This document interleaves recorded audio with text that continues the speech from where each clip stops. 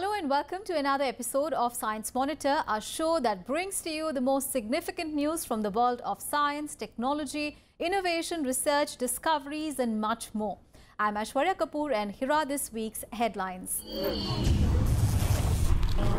Indian astronomers discover a supercluster comprising of 42 galaxy clusters and name it Saraswati. Researchers at the Indian Institute of Chemical Biology isolate a compound called Maha-9 from curry leaves and find that it inhibits the growth of the deadly Kala Azar parasite. Engineers at IIT Delhi use nanotechnology to develop a nanofilter to combat air pollution.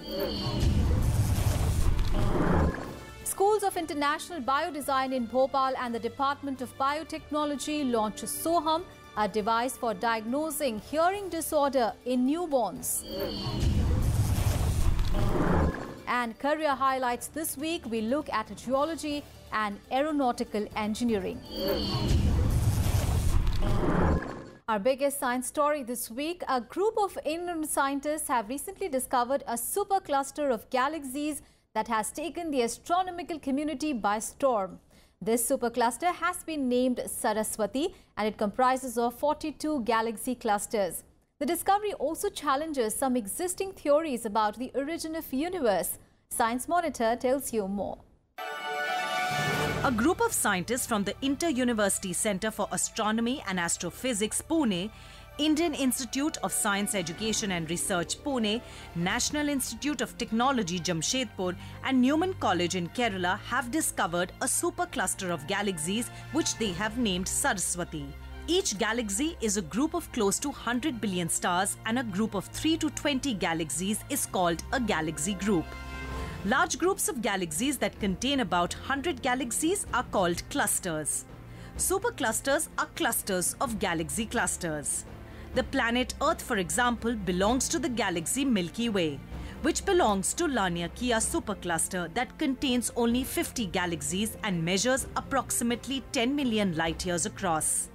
1 light year is the distance travelled by light in 1 year, which is equivalent to 9.4 into 10 to the power 12 kilometers or nearly 10 trillion kilometers. A supercluster typically has 2 to 4 galaxy clusters. Saraswati supercluster has 2 galaxy clusters and spans over 650 million light years in its expanse and contains over 10,000 galaxies, making it amongst the largest superclusters discovered to date. Now, the universe is very young. It is only 14 billion years old. So it is also believed that in this age of the universe, very big structures have not had time to form. So when we find these very large structures like the Saraswati supercluster now and some of the other superclusters that have been very recently discovered, we directly contradict the theories that talk about structure formation in the universe. Saraswati is about 4,000 million light years away from us. It lies in the stripe 82 of the Sloan Digital Sky Survey. Sloan Digital Sky Survey is a project started in the year 2000 to make a digital 3D map of the universe. It has mapped nearly 930,000 galaxies and found nearly 50 million new galaxies. Stripe 82, where Saraswati supercluster is present, is the central stripe of South Galactic Cap region on the universe map. The Saraswati supercluster is believed to be equivalent to 20 million billion suns and is more than 10 billion years old. The results of the discovery were published in a recent issue of the Astrophysical Journal. There are many other superclusters that are very small. They have 2, 3, 4 clusters. The Shapley supercluster had 35 clusters.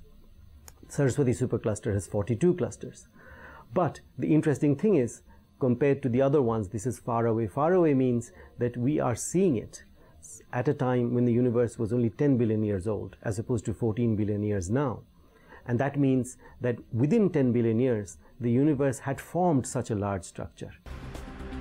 The discovery of the Saraswati supercluster has also left astronomers puzzled about the origin of universe.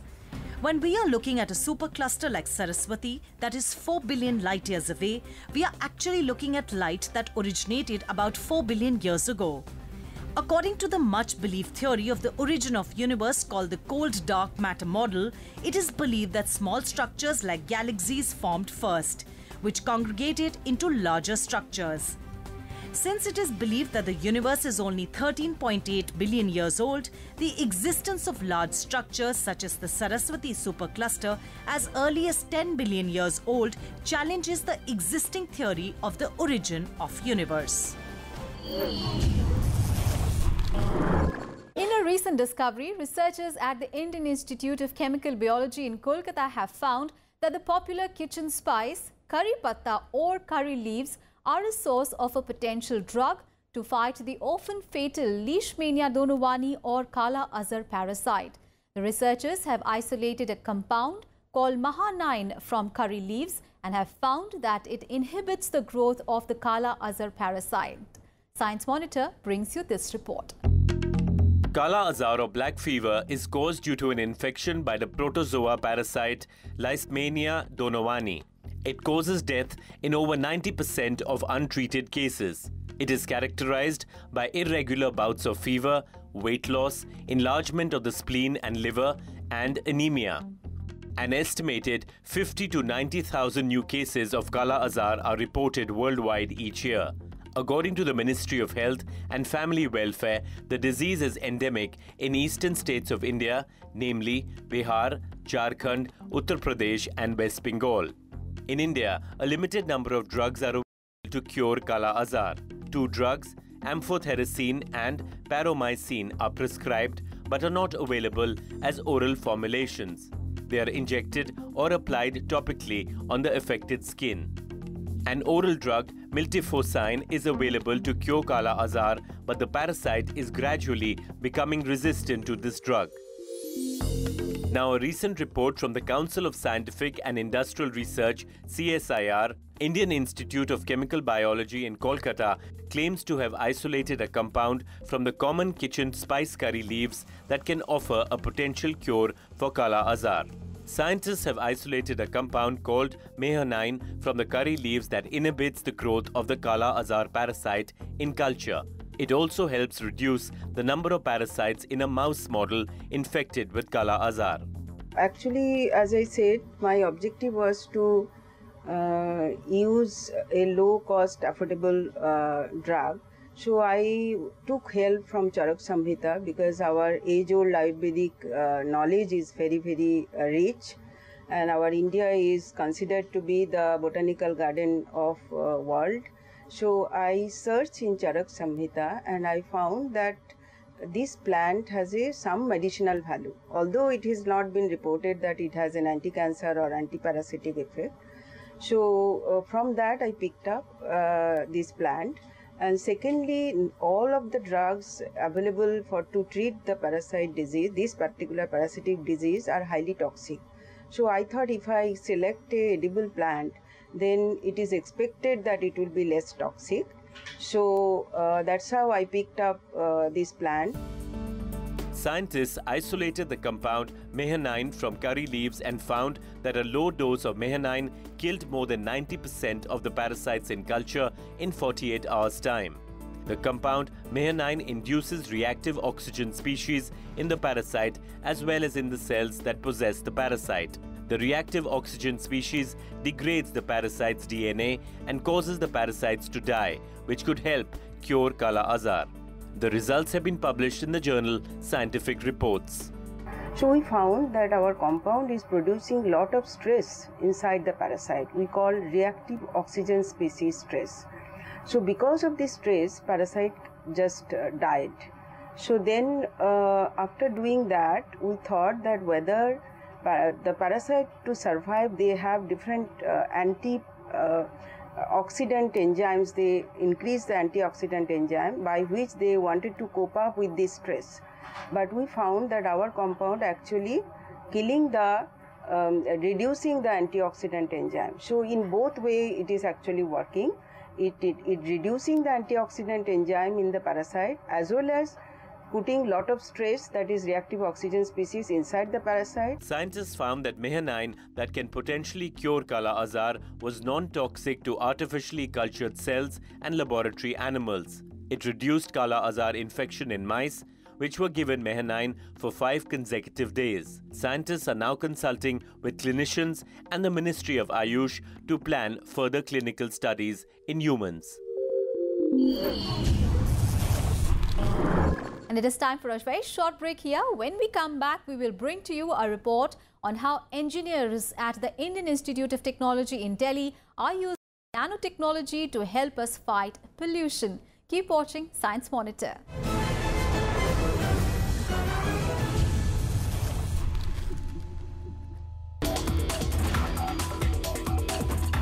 It was in India that I got Bhatnagar Prize for work on this chain DNA.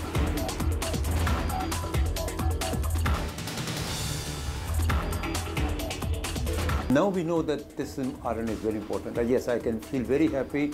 Whole of the world is now jumping off with this non-coding DNA.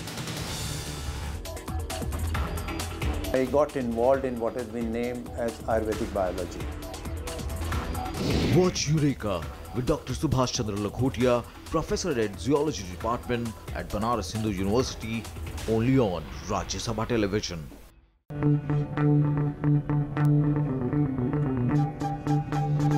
Art arisen from a multi-hued cultural canvas.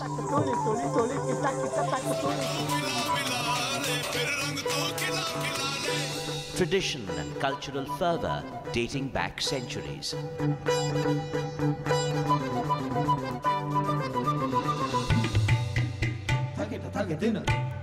And encircling them all, there's a magic that awes. Embrace your nation's brilliant human warmth.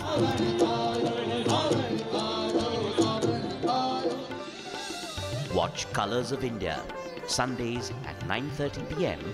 on Rajya Sabha Television.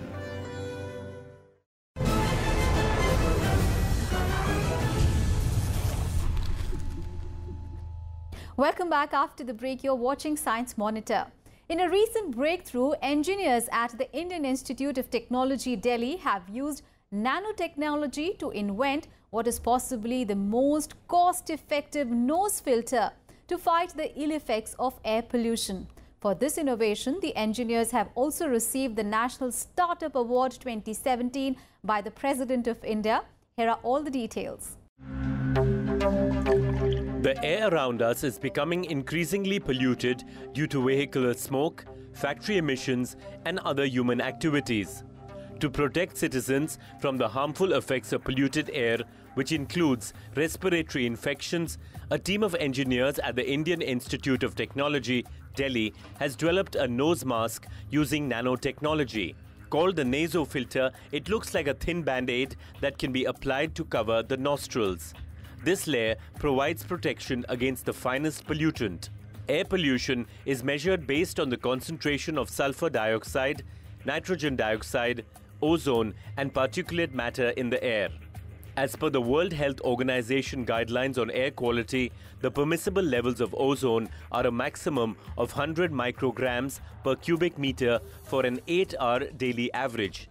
It is 40 micrograms per cubic meter annual mean for nitrogen dioxide and 20 micrograms per cubic meter for 24 hours average for sulfur dioxide. Particulate matter is the most harmful of all and is classified as PM 2.5 or PM 10 based on the size of the particles. The smaller PM 2.5 particles are more harmful, and the World Health Organization recommends that the particulate matter 2.5 in the air should not exceed an average of 25 micrograms per cubic meters in 24 hours time. For making these nasofilters, we are using a unique technology which is based on nanotechnology. That means we are using a very thin layer of very fine fibers, which are also known as nanofibers, in the range of say 250 to 300 nanometers. And by using this technology, we are able to get an efficiency which is very high. At the same time, the pressure drop is very low. That means when we use these filters close to our nose, even in a very small size, we feel comfortable, as well as all kind of pollutants, virus, bacteria, etc. are filtered through this. Scientists have tested this nasofilter and found that it prevents particulate matter PM 2.5 from entering into the body. But other masks to deal with particulate matter pollutant also exist. The previously developed masks, however, are bulky and expensive. According to the scientists at IIT Delhi, the new pollution mask nasofilter is lightweight, handy and costs less than 10 rupees, making it affordable for all. If we are in this warm environment of Delhi, so then having or wearing a full face mask is quite tedious because of the sweat problem, because of the fogging on your specs. There are several other problems which can be answered if we have a solution called nasofilters. The filters will soon be available in Indian and global markets under the brand name nasofilters. This Indian innovation will bring relief to many people living in polluted areas in India and indeed around the world.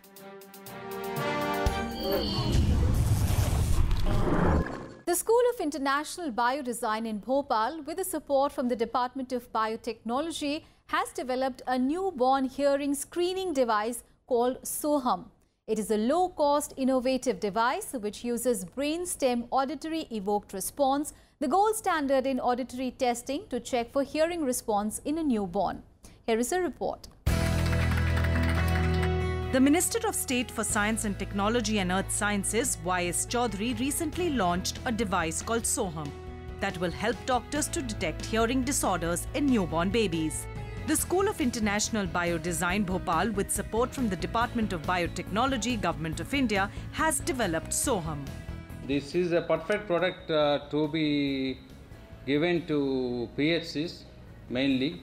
Every primary health center we can deploy so that we can make it as a mandatory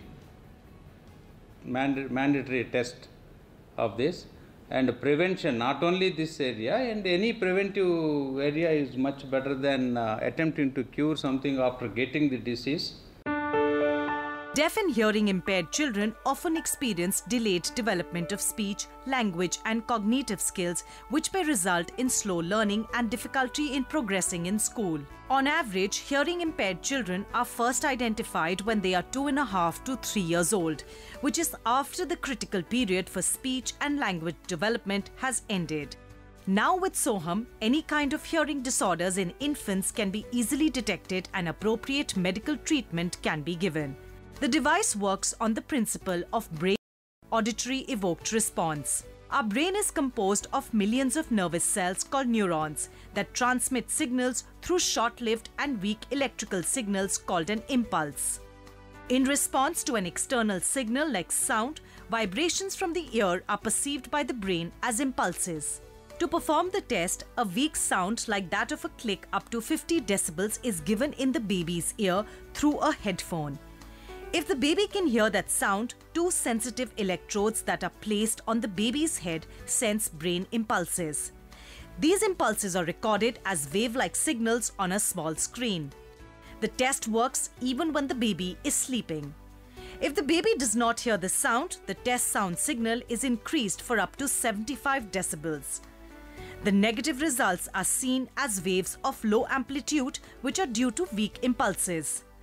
Brainstem auditory evoked response is a non-invasive and reliable test that was first described by Jewett and Associates in 1971. It has been in use to detect hearing disorders for more than 4 decades now and remains to be a gold standard technique to detect hearing impairments. So this is a very simple device and the gold standard technology called as auditory brainstem response, in which a series of stimuli are given in the ear. Is kind of a click sound, and we place an electrode on the head of the baby, and that collects information, EEG information, and we can just conduct this test in 90 seconds. In India, of every 1,000 births, 5 to 6 children are born with hearing disabilities. If doctors are able to diagnose hearing disability in children early in life, they can be given special care and therapy to prevent speech loss. The new device, Soham, is low cost and portable, which will help doctors to use Soham in hospitals in resource-poor areas or remote rural locations. To date, there are no guidelines for mandatory screening of infants for hearing disabilities. But now with Soham, it will be possible to screen nearly 26 million infants born every year in India for hearing loss and impairment. Another very short break here, and coming up after the break in our career segment, we look at the emerging fields of geology and aeronautical engineering. Keep watching Science Monitor.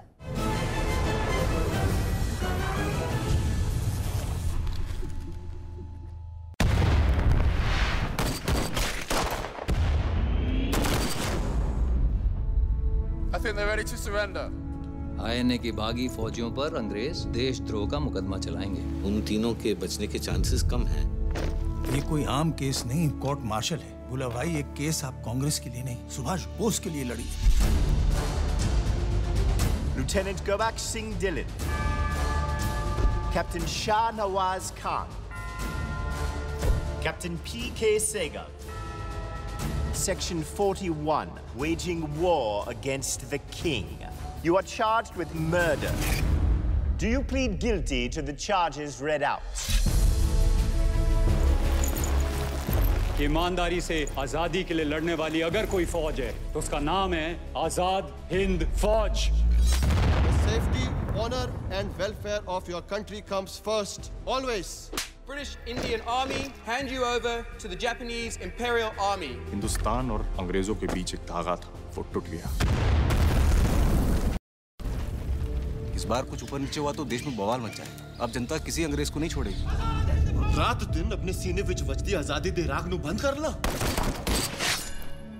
अंग्रेजी अफसरों ने साडी हिफाजत नहीं की, तो वो हमारी वफादारी के हकदार किस तरह हो सकते हैं? आज हिंदुस्तानी फौज के पास अपना असली मकसद है, हिंदुस्तान की आजादी। तुम मुझे खून दो, मैं तुम्हें आजादी दूंगा। ये मुकदमा पूरी इंडियन नेशनल आर्मी का है। क्योंकि हमने वो दिन देखा है जब हमें ऐसा लगा था कि हमने हिंदुस्तान को वाकई आजाद कर दिया।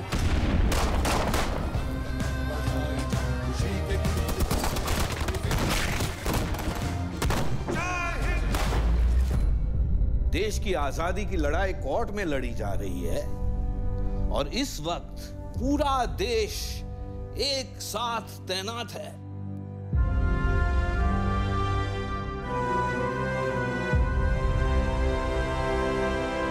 This trial and its judgment shall be remembered throughout history.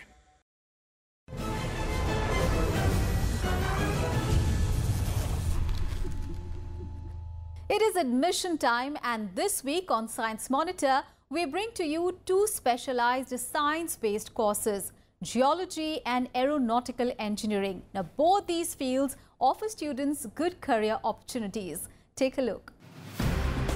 Want to explore the hidden secrets of planet Earth? Then the best course for you is geology. It is a study of the Earth, its structure, composition and organization. Geology exposes students with information about rocks, minerals, water resources, climate change, weather phenomena, natural disasters, and environmental issues. It also expands the students' knowledge about what lies outside Earth, like celestial bodies, other planets, meteoroids, and satellites. After pursuing a course in geology, there are many opportunities for geologists in both the government and the private sector. Organizations such as the Geological Survey of India, the Defence Research and Development Organization or DRDO, Indian Space Research Organization ISRO, Steel Authority of India Limited SAIL, and mines employ geologists. The course is available with many universities in India, including the University of Delhi, Alagappa University in Tamil Nadu, Amar Singh Government Degree College in Srinagar, Jammu and Kashmir, Arya Vidyapeeth College in Assam, and Bangalore University in Karnataka. Normally in India, we are producing around 2,000 plus students each year, postgraduate students in geology. And suppose 300 vacancies they are advertised by Union Public Service Commission. So at least almost 20% students is getting position in various organizations. If aircrafts, jet fighter planes or satellite launches fascinate you, opt for a course in aeronautical engineering.